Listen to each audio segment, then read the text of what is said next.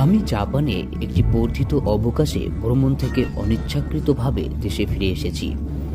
তুলনার বাইরে সুস্বাদু খাবার, একটি সুন্দর দেশ এবং আশ্চর্যজনক লোকেদের সাথে সময় কাটানোর পরে বলাই বাহুল্য, বাড়িতে ফিরে আসার পর প্রথম দিনে আমি কিছুটা বিষণ্ণ ছিলাম। আমি সোজা আমার বেডরুমে গিয়েছিলাম এবং অন্য কিছু করার আগেই বেরিয়ে গিয়েছিলাম। বরং আমার আর কিছুই করার শক্তি ছিল না।